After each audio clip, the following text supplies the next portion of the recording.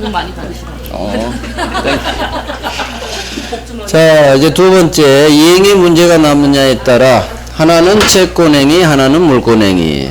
채권행위. 자, 갑이 을한테 매매계약으로 아파트 한 채 팔죠. 매매계약을 하면 채권, 채무가 태어나요.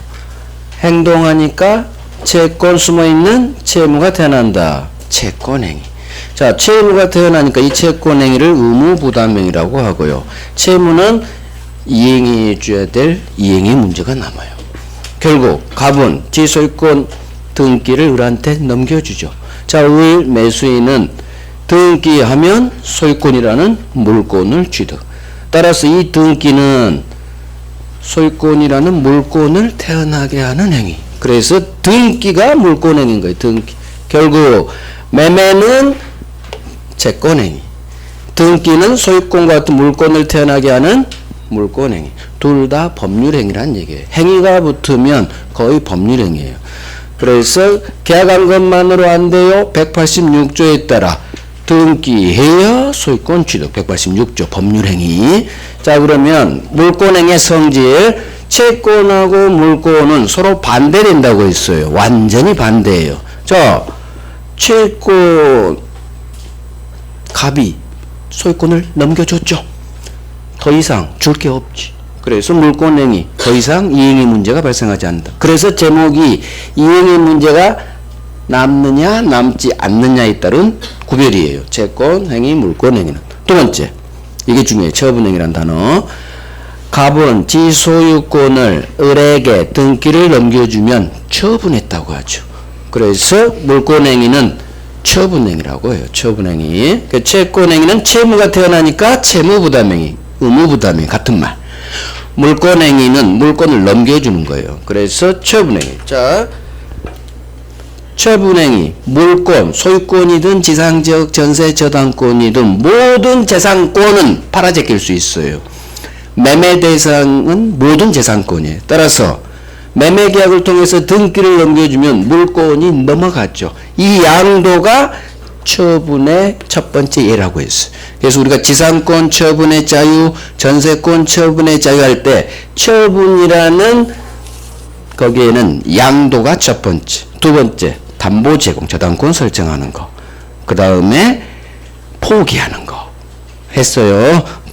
생각 안 나도 아무 상관없어. 또 할 거니까. 그쪽 가면 또 할 거니까. 들리면 들리는 대로, 안 들리면 안 들리는 대로. 제가 추가 필기하지 말아야겠어요. 제가 방금 얘기했다고 또 담보 제공 포기를 적으시오. 제발 적지 마요. 판서에 있지 않은 내용은 적지 말아요. 이것도 몰라 죽겠는데 뭘 새로 추가해서 또 필기하고 해. 필기는 안 좋은 습관이에요. 교재에 있는 내용에 추가 필기하지 말아요. 제가 하세요 하죠. 깨끗하게 봐요. 여기 있는 내용도 습득 못해요. 왜 추가 필기하냐고. 추가 필기는 나중에 또 다른데 거기 있는데.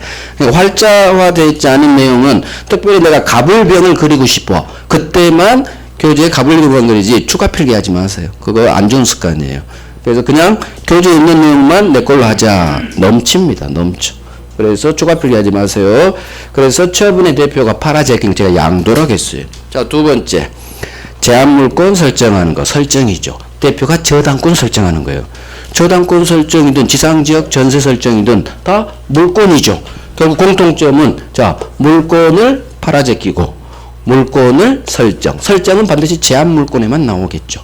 갑소유권의 을이 제한물권 설정. 결국 물권행위, 처분한 거예요.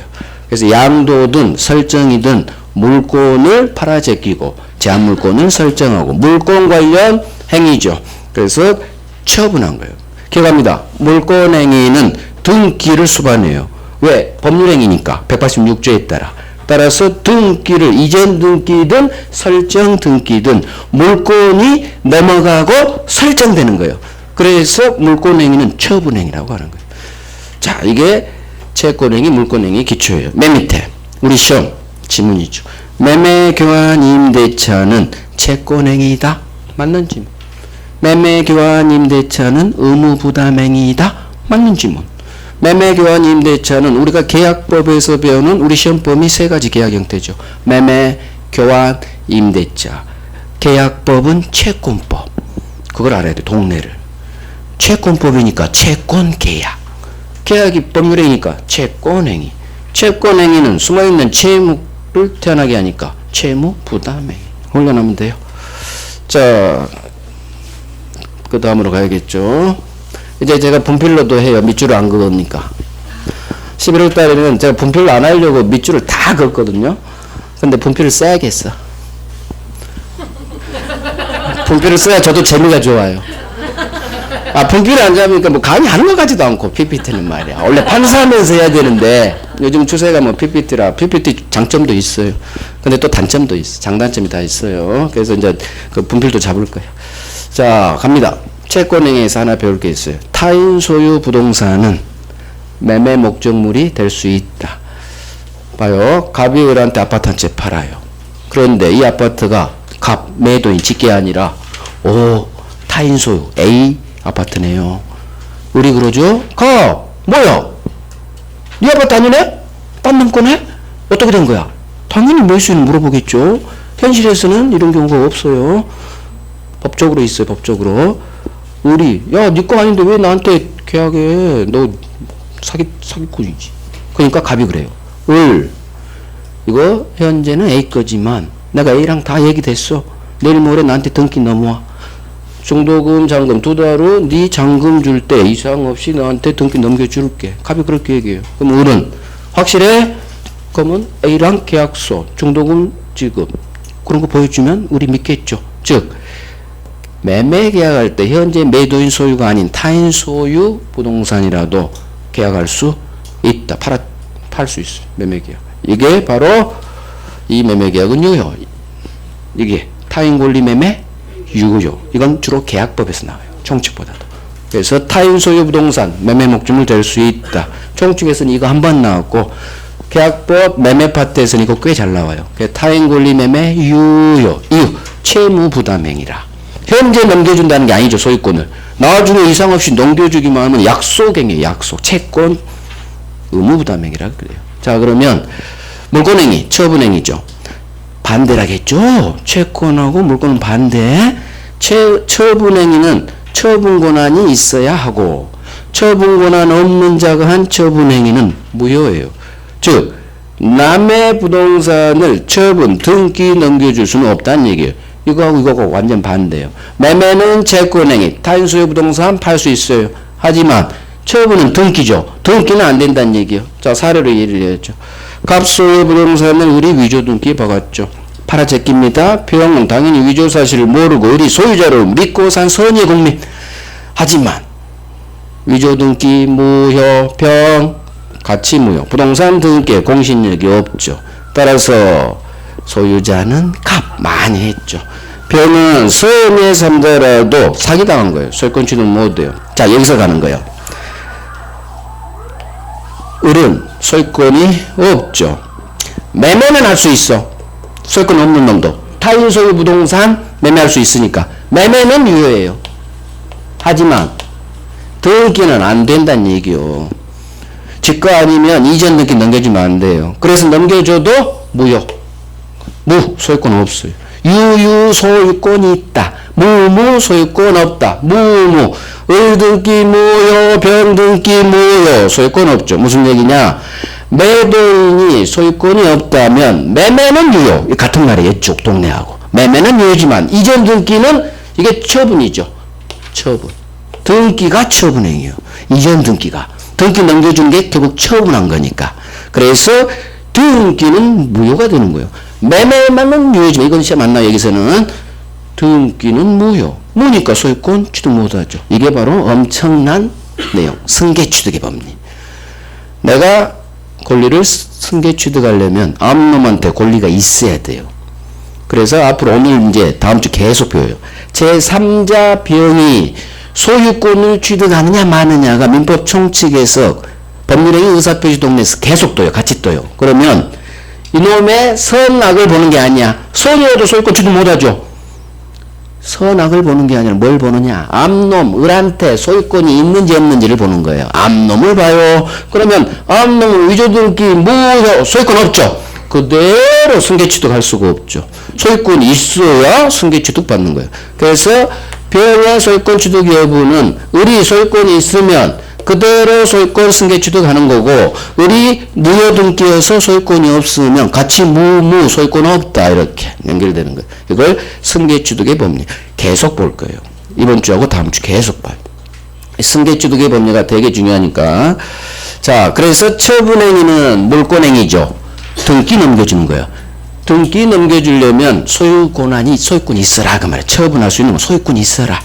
지상권 양도도 가능하잖아요. 그러면 지상권자가 넘겨야지 지권리를. 따라서 처분 권한 없는 자가 한 처분행위는 무효예요. 무효. 자, 이거 자체는 왜 노란색을 안 박았냐? 중요한 것 같은데 직접적으로는 시험 안 나와요. 직접적으로. 그러니까 안 박지. 하지만 굉장히 중요해요. 이거 승계취득의 법리에서 중요하다는 얘기예요. 직접적으로는 시험 안 나와. 타인권리매매 유효. 저건 잘 나와요. 계약법에서. 그래서 이게 채권행위, 물권행위의 성질이에요. 성질. 자, 그러면 이 내용이 어디에 있느냐? 자, 일단 채권행위, 물권행위 정리해 드릴게요. 오른쪽 중간 목차 2번 이행의 문제, 양거래 1번 채권행위, 의무부담행위 있고, 그 다음에 목차 봐요. 양거래 2번 물권행위, 처분행위 있죠? 자, 1번, 2번은 채권이 있다, 채무 있다. 세 번째 줄, 1번의 세 번째 줄. 매매교환 임대차, 괄호. 이거 채권행위다. 밑줄 하시고. 채권행위는 채권, 채무가 태어나. 그런 내용이에요. 그런 내용. 그래서 동그라미 2번의 세 번째 줄. 채권행위는 이행이 문제가 남는다. 의무, 부담행위라고 한다. 찾았어요? 동그라미 2번의 세 번째 줄. 일단 한번 쭉 읽어보시고. 자, 처분행위, 물권행위. 동그라미 1번, 2번에 1번. 가비오렉 이전 등기해주죠? 아, 등기 넘겨주면 이전 등기죠. 따라서 이거 물권행위, 처분행위요. 그러면 두 번째 줄. 등기한 을은 소유권 취득. 자, 이와 같이 소유권이나 제한물권 같은 물권이 발생하네요. 물권행위. 자, 이때는 괄호, 그 밑에 가도 괄호. 더 이상 이행의 문제는 남지 않는다. 등기 줬으니까 갑은 더 이상 할 게 없다는 얘기예요. 따라서 갑 입장에서 지 소유권을 을에게 처분한 거죠. 그래서 물권행위는 처분행위라고 해요. 자, 넘겨봐요. 넘겨봐요. 자, 3번 차이점. 여기 자체는 단독행위 거기보다 훨씬 안 나와요. 여기는. 그래서 제가 별 3개를 여기는 안 받는 거. 이제 여기 별 3개 하나짜리 나와요. 차이점. 동그라미 1번. 자, 이해합니다. 채권행위는 처분행위가 아니죠. 따라서 의무부담행위이기 때문에 매매계약할 때는 처분권한 필요 없다. 즉 소유권 없어도 된다. 그 말이에요. 즉 처분권한 없는 자의 채권행위 유효. 그래서 밑줄 타인권리매매 밑에 유효. 타인권리매매 유효. 현재 갑소유 아파트 아니어도 돼. 매매계약 가능합니다. 저게 첫 번째 내용이에요. 하지만 2번. 그러나 처분권한 없는 자의 처분행위는 무효이다. 그렇지. 처분하려면 처분권이 있어야 돼요. 그래서 의무부담행위, 채권행위하고 물권행위, 처분행위가 근본적으로 성격이 반대란 얘기예요. 반대를 항상 기억하세요. 자, 앞으로 한 장 넘겨요. 앞으로 한 장 넘겨서 준물권행위 배웁니다. 자, 준물권행위란 게 뭐냐? 자, 봐봐요. 준자가 또 비슷할 준자 붙었죠. 그럼 뒤에 놈은 아닌데 뒤에 놈이랑 비슷해. 물권행위는 아니지만 물권행위랑 비슷한 용어예요. 그러면 준물권행위가 뭐냐? 이거예요. 물권 아닌 그 밖의 권리를 처분하는 거. 물권행위는 물권을 팔아제끼죠. 물권 처분하면 물권행위. 물권 아닌 권리를 처분하면 준물권행위. 그럼 물권 아닌 권리는 뭘까요? 생각해봐. 물권 아닌 권리 뭐가 있을까? 물권 아닌 권리 대표. 물권 아닌 채권. 우리는 채권하고 물권을 계속 배우니까. 물권 아닌 채권을 팔아제낍니다. 양도. 이게 준물권이에요. 물권 아닌 권리 처분했죠. 양도. 그 다음에 채무면제. 돈 갚지 마. 채권자 입장에서는 지 채권을 포기한 거예요. 양도, 담보 제공, 포기. 이게 처분의 예라겠죠. 포기도 처분한 거예요. 내 소유권 처분한 거지. 버려버리니까. 그래서 물권 아닌 채권, 양도. 그 다음에 돈 갚지 마. 채무 면제. 이것도 처분한 거예요. 내 채권을 포기한 거니까. 채무 면제는 채권 포기와 같은 말이다. 포기, 양도. 이거 물권 아닌 권리를 처분했다. 준물권행위. 그 다음 처분행위. 시험은 준물권행위는 우리 시험에 뜬 적이 없어요. 아직까지. 이거 한 번 나왔어. 채권 양도는 처분행위다. 그러면 이걸 왜 외우냐? 외우는 게 아니란 얘기요. 양도니까 처분이지. 채권 양도 이딴 거 몰라도 돼요. 양도는 처분행위다. 의무부담행위 아니다. 팔아제꼈으니까. 물권을 팔아제끼든 채권을 팔아제끼든 무슨 권이든 팔아제끼는 양도는 처분행위. 채권행위 아니죠. 그래서 맞출 수 있는 거예요. 민법은. 찍을 수가 있어요. 오케이. 이 정도만 하면 돼. 그 내용이 어디 있느냐. 오른쪽 45페이지 처분행위 맨 밑에 동그라미 2번이 있죠. 거기 보여. 물권 이유 권리를 처분하는 거. 이걸 준물권행위라고 한다. 자, 밑줄. 채권, 양도, 채무, 면제. 이 두 개만 밑줄이에요. 채권, 양도에 동그라미 들어가야 돼요. 채권을 팔아제끼고 채무, 면제. 동갑지 마. 거기다 적어요. 채권 포기라고. 그래서 양도, 포기 이런 게 처분이거든요. 그래서 채권, 양도, 채무, 면제. 준물권행위로서 처분행위다. 양도의 동그라미, 면제의 동그라미 들어가는 거예요. 이건 채권에 밑줄 들어가는 게 아니에요. 그래서 팔아제끼는 거 양도가 처분이라는 거. 면제, 포기 같은 말이라는 거. 이런 걸 이해하시라는 얘기. 자, 이제 갑니다. 다음 페이지 가봐요. 교재. 방식, 증감, 출현, 비출. 이거 계약법에서 하면 돼요. 지금 할 필요 없고. 자, 오른쪽. 문제 하나 풉니다. 가리시고 1번 풀게요. 1번. 다음 중 서로 잘못 짝지어진 것은 1번 저당권 설정 이전적 승계. 이럴 수가. 이렇게 쉬울 수가. 저당권 설정은 이전적 승계가 아니라 설정적 승계. 저당권 설정 그대로 가져가야지. 잘못 짝지어졌죠? 정답. 쉽죠? 민법 쉬워. 쉬운 문제는 되게 쉬워요. 50점까지는. 자, 2번. 소유권, 이제 공부해야 돼. 공부. 정답 질문이 중요하지 않아요? 공부까지 다 해야 돼. 5개 지문 다 알아야 돼. 2번. 소유권 포기. 상대방 없는 단독행위. 자, 이런 걸 외우지 말라는 얘기야. 소유권 포기. 그래, 그냥 버리면 되지. 상대방 없겠구나. 오케이, 맞는 질문. 3번. 청약자가는 승낙, 연착, 통지. 승낙이 연착됐다는 사실을 통지한 거죠. 관념의 통지는 일정한 사실을 통지하는 거예요. 이렇게 한 번 나왔어, 이게. 관념의 통지가. 맞는 지문. 그래서 이렇게 흘러간다고. 1번에 정답 지문이 있죠? 그러니까 이상한 관념의 통지 중요하다는 내용이 이렇게 흘러간 식으로 나와요. 그럼 몰라도 사실 된다고. 자, 4번. 무주물 선점, 원시 취득. 자, 소유권 파트에서 나오는 법이 주는 소유권 취득 사유는 다 깨끗한 소유권, 원시 취득. 맞는 거예요. 이런 식으로 얘도 흘러간다고. 5번. 무권대리 추인 여부에 대한 답점해 주세요. 확답의 최고. 의사의 통지. 나왔어. 최고는 의사의 통지지 의사 표시 아니죠. 그러니까 맞는 지문. 그래서 여기서 중요한 건 1번, 2번, 5번이에요. 3번, 4번은 정답지문으로도 영원히 안 나와요. 그래서 1번이 정답. 됐어요. 이제 법률행위 요건 갈게요. 자, 성립요건, 효력요건. 이것도 우리 입문기초에서 다 한 거예요. 자, 첫 번째. 법률행위가 효과를 발생하려면 일단 법률행위는 성립해야 되고 또 유효해야겠죠. 그래서 성립요건으로 3가지. 당사자, 갑과 을이 있어야 되고 갑을 간에 매매계약을 한 계약 목적이 있어야 되고 법률행위 필수요소. 의사표시. 이게 3가지 성립요건. 시험에 나온 적 없고요. 자, 효력요건. 당사자 갑과 을은 2가지 능력이 필요하죠. 권리 능력은 기본적으로 갖춰요. 사람이면. 그래서 의사 능력이 있어라. 행위 능력이 있어라.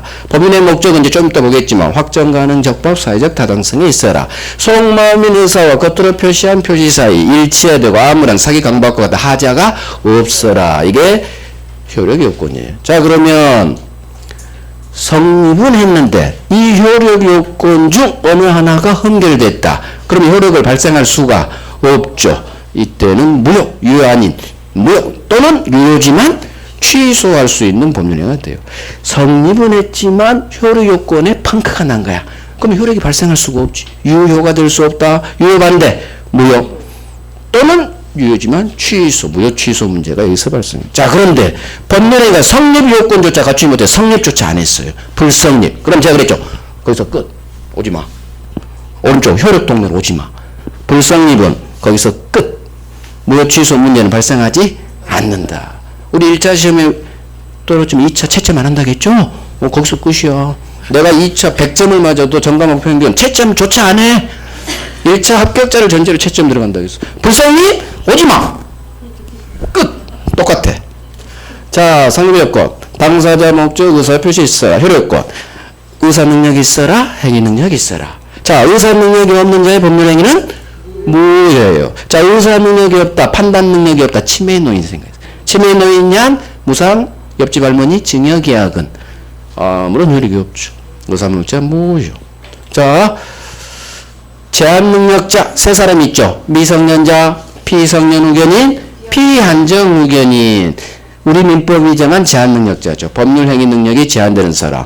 유효지만 취소 사유를 정했죠. 그래서 우리 민법이 정한 취소 사유는 세 가지. 제한능력, 법률행위 동네에서 나오고, 차고사기 강박은 의사표시 동네에서. 그래서 제한능력, 차고사기 강박이 취소 사유. 자, 제한능력 취소는 선의 3자에게도 대안할 수. 우리는 있다 없다 싸움을 하겠죠. 제한능력 취소는 선의 3자, 즉 모든 3자에게 들이댈 수 있다. 이유. 절대적 취소니까. 그러니까 법률행위 동네 무효 취소는 모든 3자에게 무효 취소되는 절대죠. 그래서 17살짜리 갑이 지 아파트를 을에게 팔았어요.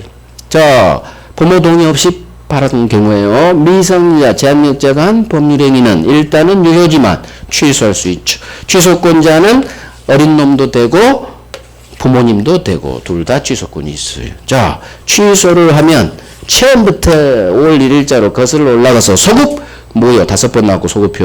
그럼 혹시나 을이 등기가 있어서 변이라는 3자한테 이미 넘어가 있다. 그러면 갑은 을을 상대로 취소하고 변한테는 찾아간다. 그래서 취소 효과로 들이대야 되는데 아무리 선의의 3자라도 제한능력 취소는 법률행위 동네 취소, 절대적 취소. 따라서 제한능력 취소한 갑은 선의의 3자에게도 이 취소로 대항할 수 있다. 훈련하시란 얘기예요. 그래서 제한능력 동네는 법률행위 동네다. 법률행위 동네는 이걸 외우란 얘기예요. 절대적 취소다. 절대적 취소의 의미. 모든 3자에게 다 무효 취소된다. 절대 개념. 법률행위 동네 무효 취소는 다 모든 3자에게 취소로 대항할 수 있다. 이따로 끝나야 돼요. 선이 넘어가지 말란 얘기요. 선의 3자에게는 대항할 수 없다. 그럼 순간 또 넘어가. 왜? 우리는 계속 선의의 3자는 많이 보호해주는 내용을 많이 배우거든요. 절대 넘어가지 말란 얘기예요. 중심을 꽉 잡아요. 자, 특별요건. 이거 보기 전에 교재 정리하죠. 요건 오른쪽 47페이지 요건에 의해 양거로 2번 법률행위가 성립요건을 갖추지 못한 경우에는 밑에 무효 취소 문제는 발생하지 않는다. 그러면 성립요건을 갖추지 못했죠. 거기 위에 적어요. 불성립. 법률행위가 성립조차 안 했어. 불성립. 거기서 끝. 무효 취소 문제는 발생하지 않는다. 오케이. 자, 넘어갑니다. 다음 페이지 넘어갑니다 하면 페이지를 넘기란 얘기예요. 한 장 넘기시고 넘어갑니다 하면 넘어가자는 얘기예요. 페이지가. 자, 48페이지 왼쪽 성립요건. 일반적 성립요건에 동그라미 1번 중간에 있죠. 당사자 있어라, 목적이 있어라, 의사표시 있어라. 이런 건 시험 안 나와요. 자, 특별성립요건 2번 X 보지도 마시고 가족법 내용이라 안 나옵니다. 나온 적도 없고 앞으로 나올 일도 없고.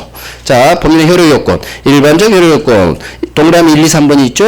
당사자는 의사능력이 있어라, 행위능력이 있어라. 2번. 목적은 확장 가능. 적법, 사회적 타당성이 있어라. 이거 좀 이따 배울 거고. 3번. 의사표시 일치하고 아무런 하자가 없어라. 좀 전에 본 내용 확인한 거예요. 자, 이제 이 성립요건 효력에서 가장 중요한 게 밑에 2번. 특별 효력요건이에요. 여기에요. 여기가 중요해요. 항상 중요한 데가 있어요. 첫 번째, 자, 이제 설명 들어요. 대리에서 대리권의 존재. 이거 효력요건. 자, 특별은 중요하지 않아요. 효력요건. 거기에 초점 맞춰요. 성립이 아닌 효력요건이다. 특별은 하나도 안 중요하고. 한번 봐봐요. 갑이 을한테 내 아파트 팔아줘. 대리권 줬죠. 그러면 대리권이 있어야 본인에게 유효가 되는 거예요. 따라서 대리에서 대리권의 존재는 효력요건이죠. 대리권이 있어야 유효. 무권 대리는 본인에게 무효니까. 효력의 문제란 얘기예요. 대리권이 있으면 유효. 대리권 없으면 무효지. 본인에게 무권 대리는. 자, 토지거래 허가구역 내 토지 매매계약에서는 반드시 관할관청으로부터 허가를 받아야 이 매매계약은 유효가 돼요. 나중에 해요. 따라서 토지거래 허가구역 내 안에서의 토지 매매계약이 유효가 되려면 관청으로부터 허가가 떨어져야지. 허가가 있으면 유효, 허가 못 받으면 무효예요. 효력 요건. 지금 유효 무효하고 있어요. 효력 요건. 세 번째, 조건부 법률행위에서 조건 성취. 자, 조건 오래됐지만 또 들어요. 점점점 우상향, 실선 우하향. 그래서 그림으로 이해해야 돼. 너 시험에 합격하면 아파트 한 채 줄게. 점점점. 시험 합격 전에는 효력 발생을 정지시켜 놨다가 시험 합격하면 조건 성취하면 비로소 우상향 유효. 정지 조건 했고. 자, 일단 아파트 줘. 실선. 근데 너 시험에 떨어지면 돌려줘. 우하향. 효력을 소멸시키죠. 무효가 되죠. 결국 조건부 법률에 의해서 조건 성취는 정지 조건이라면 유효가 되고 해제 조건이라면 무효가 되겠죠.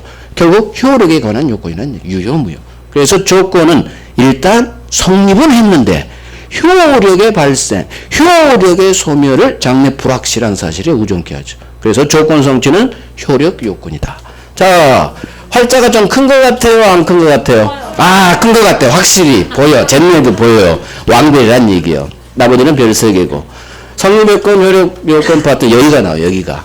자, 농지 취득 자격 증명은 농지 취득 원인이 되는 농지 매매 계약의 효력을 발생시키는 요건은 아니다. 이게 4번 나왔어요. 4번.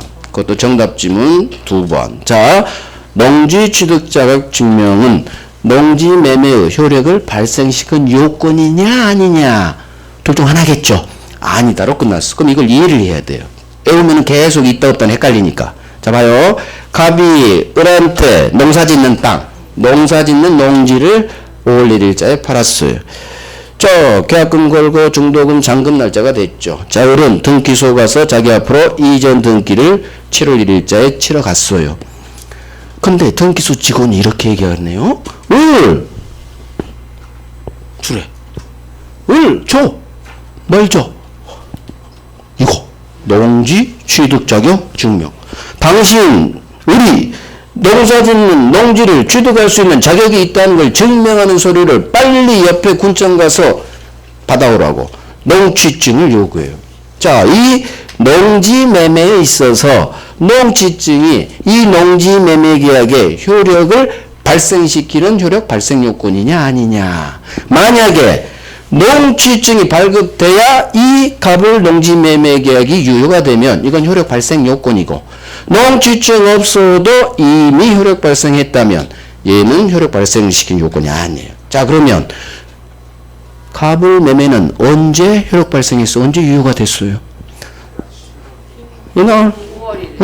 특별한 말이 없으면 모든 법률행위는 성립과 동시에 효력이 발생해요. 조건부 그것만 효력 발생을 스톱시키는 거지.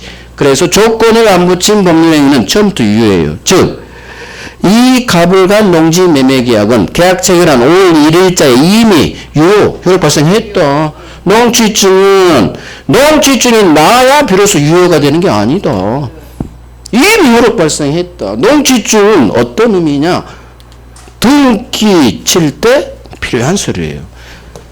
등기할 때 필요한 서류이지, 농지 매매 계약은 계약서 쓴 2달 전에 5월 1일자 이미 효력 발생했다. 따라서 농지 취득 자격 증명은 농지 매매 계약의 효력을 발생시키는 요건은 아니다. 이렇게 훈련하시는 거예요. 이미 효력 발생했다. 이걸 외워야 돼. 이유를. 이미 효력 발생했어. 얘는 등기 칠 때 필요한 서류야. 대신 현실적으로는 농취증이 나와야 등기가 가능하기 때문에 소유권 취득하는 데는 굉장히 중요한 요건이죠. 하지만 농지 매매 효력을 발생시키는 요건은 아니라는 얘기예요. 이미 5월 1일자에 이 매매 계약은 계약서 쓴 날 효력 발생했으니까 농취증. 됐어요. 자, 여기까지 정리 다 한 거예요. 자, 특별 효력 요건 왼쪽에 보시면 오른쪽 동그라미 1번 두 번째 줄 대리에서 대리권 존재. 그렇지. 대리권이 있어야 유효니까 이렇게 훈련하셔야 돼. 대리권 없으면 무효고. 그러니까 효력 요건이죠. 그다음에 조건부, 기한부에서 조건 성취, 기한 도래. 조건 성취해야 유효가 되고 해제면 무효가 돼. 효력에 관한 요건. 자, 중요한 게 밑에 판례죠. 자, 고딕 봐요. 농지 취득 자격 증명은 밑에 세 번째 떨어져요. 농지 매매의 효력을 발생시키는 효력 발생 요건은 아니다. 우리는 있다 없다 중에 결론이 아니야. 이유. 첫 번째 줄 맨 오른쪽. 농취증은 등기 신청할 때 두 번째 줄 첨부해야 될 서류입니다. 등기 칠 때 필요한 서류지. 농지 매매 계약은 이미 계약서 쓴 5월 1일자 이미 효력 발생했다. 효력 발생시킨 요건은 아니다. 여기가 왕별이에요. 농취증이 왕별. 그 위는 별 3개죠. 자, 특별히 말 안 해도 노란색 포인트 큰 거 그걸로 구별해서 얘기해 드릴게요. 자, 오른쪽 문제 한번 풀어봐요. 가리고. 일단 가리고. 하나씩 OX 판단해봐요. 수업에 집중했으면 다 풀리게 돼 있어요. 자, 법률의 효력 발생 요건이 아닌 것은 아닌 거 고릅니다. 1번. 대리에서 대리권의 존재. 자, 이 외우는 게 아니라 민법은 대리권이 있어야 유효. 효력 발생 요건이네. 2번. 정지조건부에서 조건 성취. 정지조건이니까 점점점 우상향. 조건이 성취하면 효력 발생하겠죠. 3번. 농지거래계약에서 농지취득자격증명. 아하! 방금 한 거죠? 농지취득자격증명, 농지매매 효력 발생 요건은 제목 봐, 제목. 문제. 아니다. 정답. 그래서 항상 정답 지문 따로 있어요. 이런 거. 4번. 법률행위 내용의 적법성. 아하! 우리 시험 패턴. 정답 지문 다음에 어려운 지문을 박아요. 평소 훈련 안 한 거. 낯선 지문. 그래서 정답 지문 3번에서 도망가란 얘기요. 도망을 못 가면 4번이 이거 어려운 지문이에요. 평소 우리 공부한 지문이 아니거든. 응용 지문이거든. 그러니까 제발 도망갈 때 도망가야 돼. 민법 어려워요. 왜 어려운 줄 알아요? 실전에서 도망을 못 가고 이와 같이 어려운 지문을 계속 만나. 도망가버리면 어려운 지문 안 만나거든요. 그러니까 자꾸 어려운 지문 만나니까 어렵게 더 시험을 보는 거예요. 하지만 도망갈 때 도망가면 민법이 그렇게 어렵게 안 봐요. 실전에서. 그래서 하나를 해도 제가 정확히 하라겠어. 농취증 제가 왕별까지 해놨는데 정확히 했으면 3번에서 도망가 버렸다는 얘기지. 자, 4번 법률행위 내용의 적법성. 자, 적법해야 유효, 강행법규 위반되면 무효예요. 그러니까 이거 응용지문이지. 5번 토지거래허가구역 내 토지거래계약에 관한 관할관청의 허가. 자, 토지거래 허가구역 내 토지매매는 관청으로부터 허가가 떨어져야 유효. 허가 못 받으면 무효예요. 그러니까 효력 요건이죠. 그래서 대리권 있어야 유효. 다 됐어요. 너무 제가 설명 못해. 자, 넓혀보기. 자, 1번은 X. 권리능력은 X. 자, 2번 의사능력. 동그라미 2번.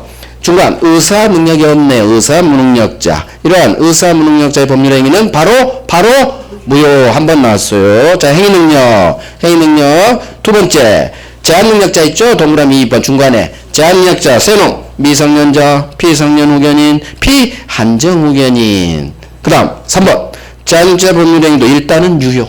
하지만 취소할 수 있다. 이 정도예요. 자, 이제 넘어가요.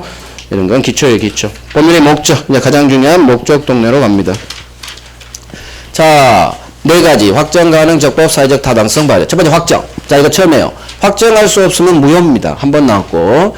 자, 이게 확정해서 이것만 보면 돼요. 그래도 노란색이 안 바뀌었죠. 30년 동안 여기서 한 번, 계약법에서 한 번, 2번 나왔어요. 노란색 별 3개 정도는 아니에요. 자, 법률행위 목적은 법률행위 성립 당시, 계약 체결 당시 꼭 확정돼 있을 필요는 없다. 나중에라도 확정할 수 있는 방법이나 기준만 계약할 때 정해놓으면 된다. 대부분 판례예요. 무슨 말인지 이제 이해를 해야겠지. 대부분 판례는 이해해버리면 돼요. 자, 갑과 을이 매매 계약을 합니다. A라는 건물, 뭘 팔지, 대금은 얼마로 할지. 즉 매매 목적물과 대금은 매매 계약의 가장 중요한 요소예요. 2가지가 확정돼야 돼. 뭘 판다는 건지, 얼마에 판다는 건지 이게 확정될 수 없으면 이 계약은 무효란 얘기예요. 그래서 법률의 목적은 확정할 수 있어야 된다 그 말이에요. 자, 그러면 시점 언제 확정돼 있으냐 그 시점이에요. 원래는 세트 계약 체결 당시가 기준점이요. 우리가 어디에 해당이 그 예외예요. 이건 거기 예외야. 자, 갑이 그래요. 5월 1일자 계약할 때 을한테 A라는 아파트 목적물은 확정돼 있어. 근데 대금을 을한테 이렇게 얘기해요. 을, 너도 알다시피 한 달 전에 4억이었는데 지금 5억이야. 그러면 나 지금 5억에 계약서 못 써. 한 달 후 또 6억 될지 모르니까 잔금 날짜 2달 뒤에는 7억 될 수 있잖아. 그래서 갑이 을한테 매매 대금은 계약 체결할 때 확정하지 말고 2달 뒤 잔금 줄 때 시세로 매매 대금 팩스 시키자. 이렇게 갑이 계약할 때 얘기할 수 있어요. 즉 법률행위 목적, 뭘 판다는 건지, 돈, 대금을 말할지는 꼭 계약 체결 당시 픽스되어 있을 필요는 없다. 사후 나중에라도 확정할 수 있는 방법과 기준만 계약할 때 정해놓으면 된다는 얘기예요. 나중에 확정시켜도 된다는 얘기예요. 그래서 이 케이스는 계약할 때 대금이 확정되지 않고 나중에 2달 뒤 시세로 결정하자는 방법만 계약할 때 정해놓은 거예요. 가능하다는 얘기예요. 그대로 이 판례를 외워요. 법률행위 목적은 법률행위 성립 당시, 즉 계약 체결 당시, 이게 또 쉬워요. 외울 때 계약 체결 당시 꼭 확정될 필요 없어. 시점이 확정 시점. 나중 사후라도 잔금 주는 식의 이행기 사후 나중에라도 확정할 수 있는 어떤 방법이나 기준만 계약할 때 정해놓으면 된다. 그대로 외워요. 그래서 매매대금은 계약 체결할 때 꼭 확정되어 있을 필요 없고 2달 뒤 시세로 정하자. 이렇게 할 수 있다. 방법 정해놨죠? 2달 뒤 시세. 이게 기준이지. 대금 확정 기준. 이 판례예요. 자, 그래서 확정 2번. 자, 판례를 봅니다. 매매계약에서 매매 목적물 대금은 반드시 계약 체결 당시 특정을 확정될 거예요. 확정될 필요는 없다. 사후 나중에라도 확정될 수 있는 방법과 기준만 계약할 때 정해져 있으면 촉하다. 그대로 외워요. 확정은 이거밖에 안 나와요. 이거밖에. 그래서 계약 체결 당시 확정됐을 필요 없고 나중에라도 확정될 수 있는 방법이나 기준만 정해놓으면 된다. 계약할 때. 그래서 대금은 2달 뒤 시세로 합시다. 가능하다는 얘기. 2달 뒤 시세가 기준이잖아. 오케이, 됐어. 자, 가능, 불능. 이건 뭐 인문 때 완전히 완벽하게 해버렸어. 더 이상 할 게 없어. 복습. 실현 가능해야 되는데 하고 싶어도 할 수가 없어요. 불능. 자, 가능한지 불가능한지 여부 이제 세트가 작동돼요. 법률행위 성립 당시. 그래서 계약 체결 당시 같은 말이에요. 계약 체결 당시 기준으로 가능 불능 여부를 판단해요. 따라서 갑이 을한테 건물을 팔았는데 계약서는 썼는데 알고 보니까 이 건물이 계약 체결하기 전에 이미 불타서 날아간 사실을 알게 된 거죠.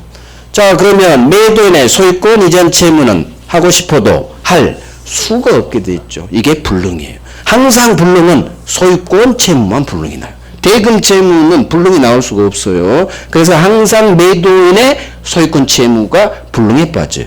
자, 이 불능의 모습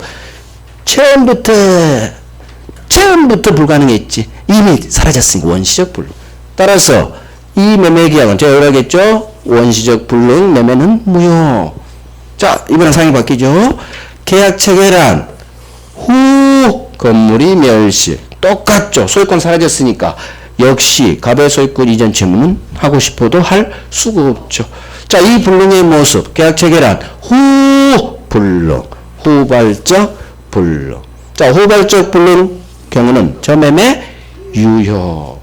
원시적 불능 무효, 후발적 불능 유효. 이렇게 외우시고 이해.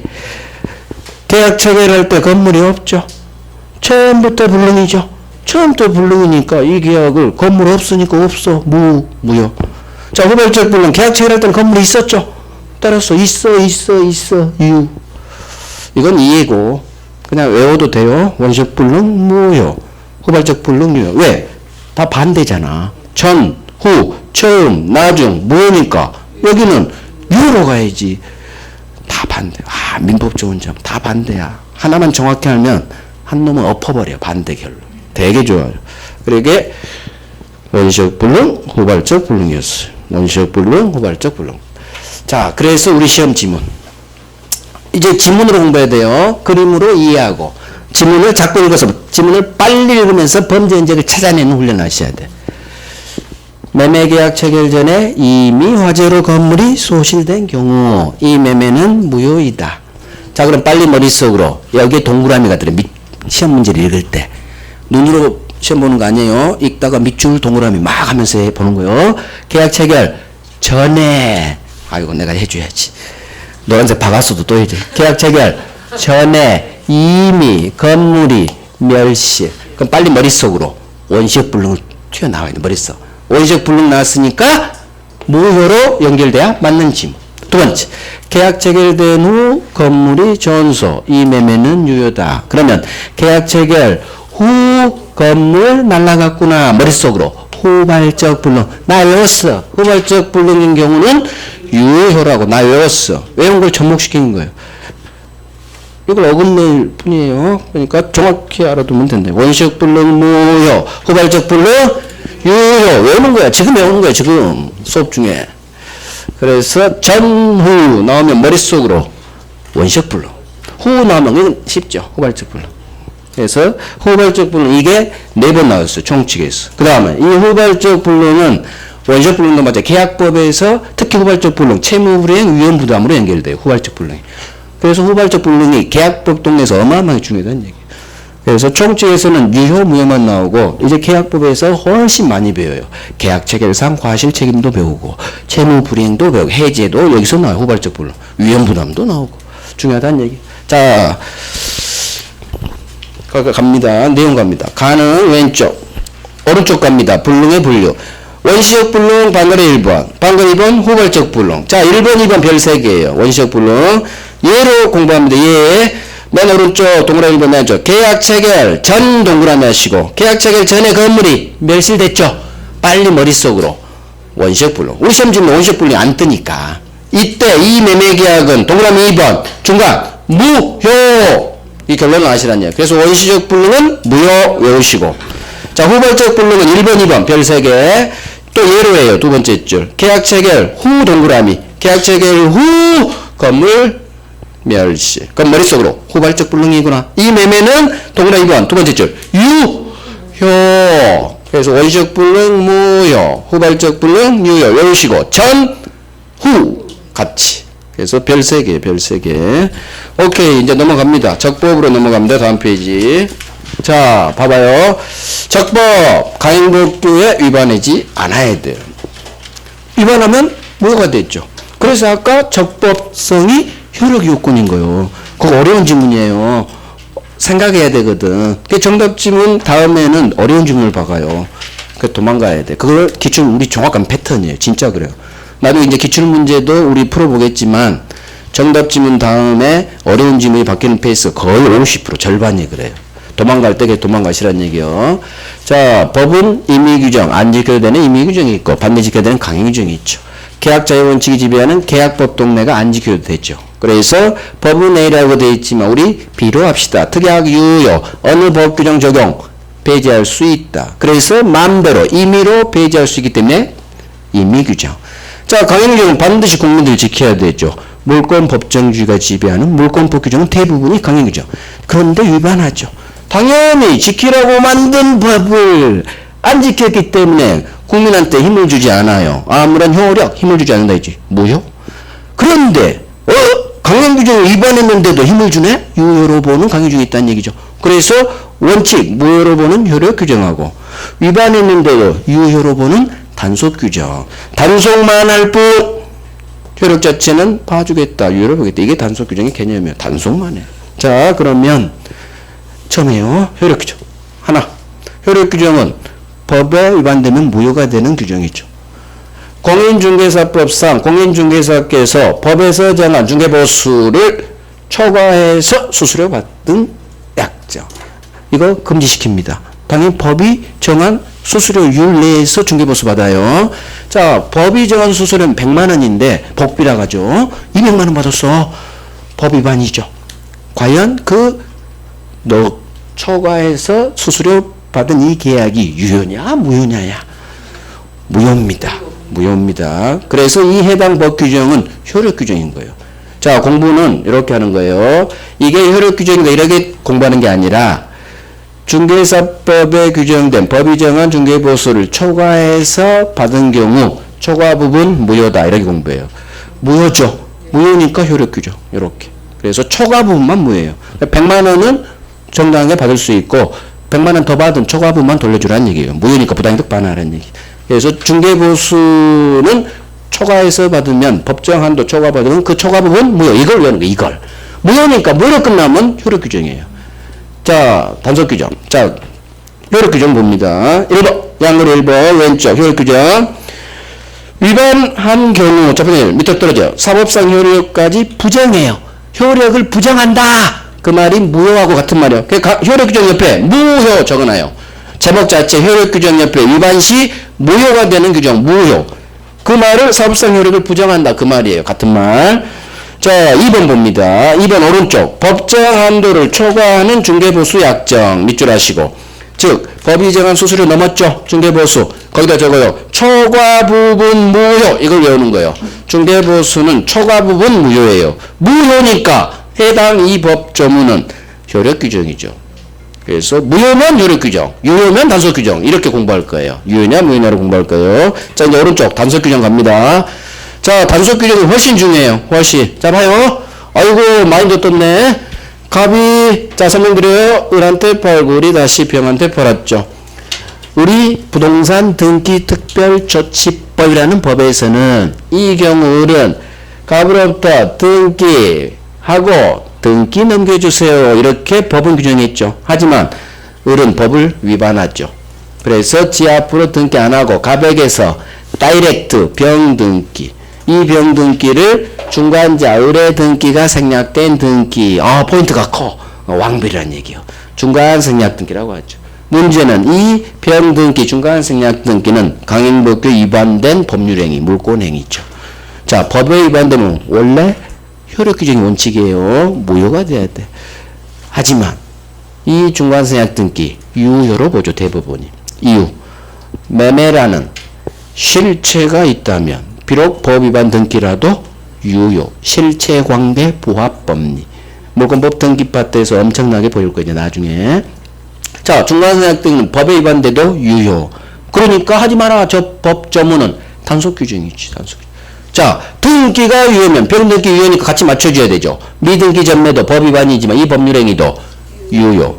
채권이든 물권행위든 다 유효로 봐줘야 돼. 같이 맞춰줘야 돼. 이유. 얘를 무효로 봐봐요. 미등기 전매가 이 매매계약을 말해요.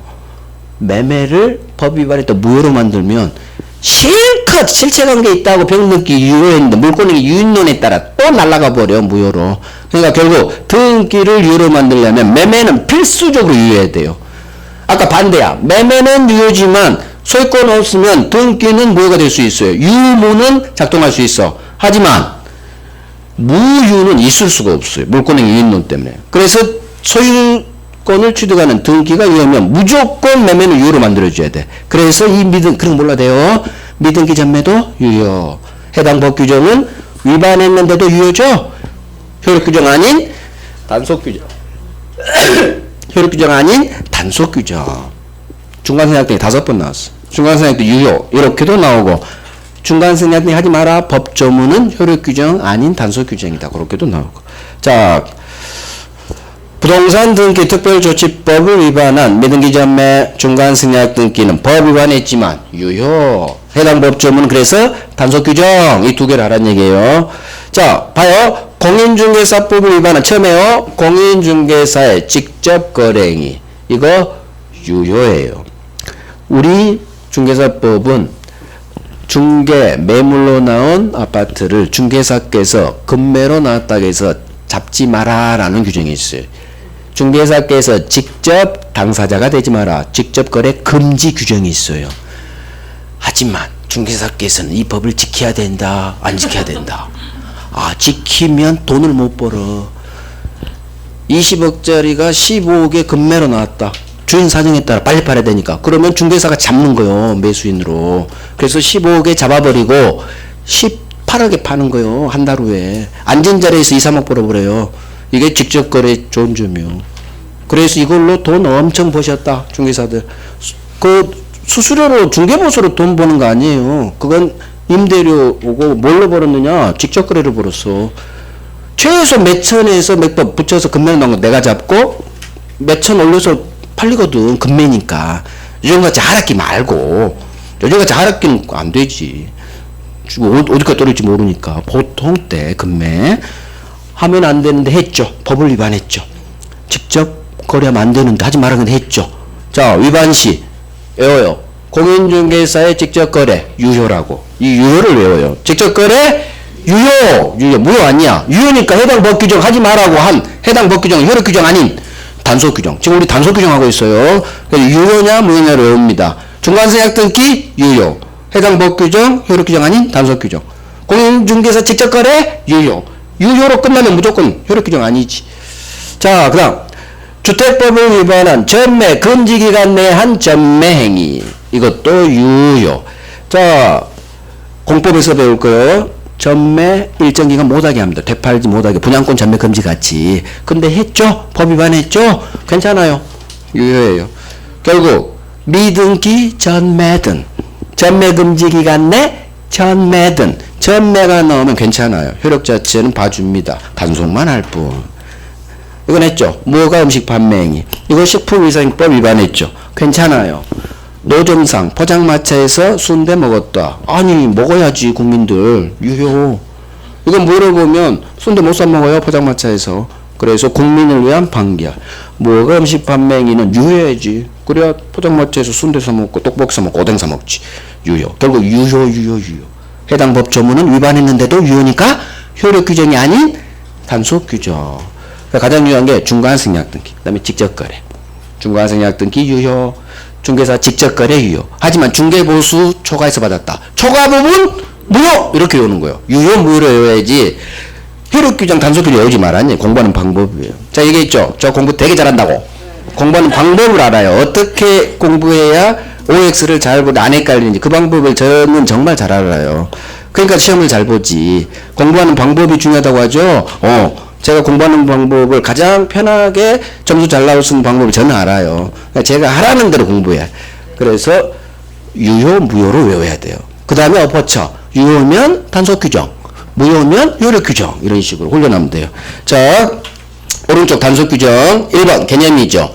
강행 규정에 위반한 자에 대해 제재, 단속만 할 뿐 사법상 효력은 부정하지 않아요. 즉 단속 규정 옆에는 유효 크게 적어놔. 유효. 위반했는데도, 위반은 밑줄 하시고, 위반했는데도 유효가 되면 해당 법 조문은 단속 규정이란 얘기요. 자, 이제 2번 중간생략 등기 왕별. 중간생략 등기 단속 규정 옆에 유효 크게 적어놨죠. 이제 중간생략 등기 유효 이렇게 있는 거예요. 그 다음 무허가 음식 판매, 이것도 2번 나왔어요. 유효. 그 다음에 전매 금지 규정, 즉 전매 금지 기간 내에 전매했다. 유효. 그 다음 거기가 오류예요. X. 중개보수 초과해서 금품 받는 행위 금지 규정이 있죠. 이건 지워버려. 왼쪽 효력 규정인데 여기 있으면 안 돼요. 오류예요. 오류. 기본서 오류. 지워버려. 왜? 얘는 효력 규정이잖아. 왼쪽에서 했잖아. 중개보수. 단속 규정 여기 있으면 안 돼. 이거 오류예요. X 하시고. 그 다음 중요하죠. 고딕. 공인중개사께서 의뢰인과 직접 거래 금지 규정. 자, 금지 규정이 단속 규정 이렇게 외우지 말고 직접 거래 유효 이렇게 해요. 직접거래, 공인중개사 직접거래 유효. 하지만 왼쪽 중개보수 법정 한도 초과했다. 초과 부분 무효 이렇게. 그 다음 됐어요. 여기까지.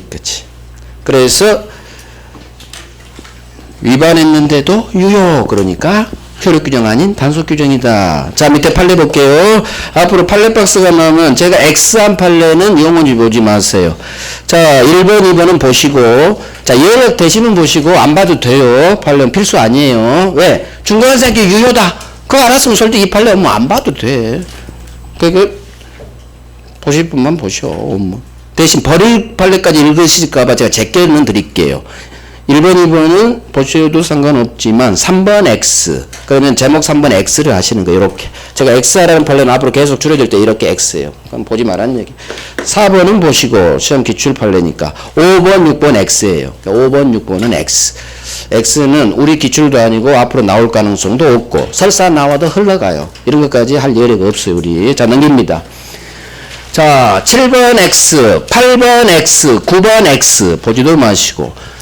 자, 단속 규정 1번 이게 중간생략 등기 봐야겠죠. 자, 2번 전매금리니까 봐야 되겠고. 자, 3번 X, 그 다음에 4번 한번 보시고 5번 보시고 5번이 직접거래 판례네요. 자, 6번 X.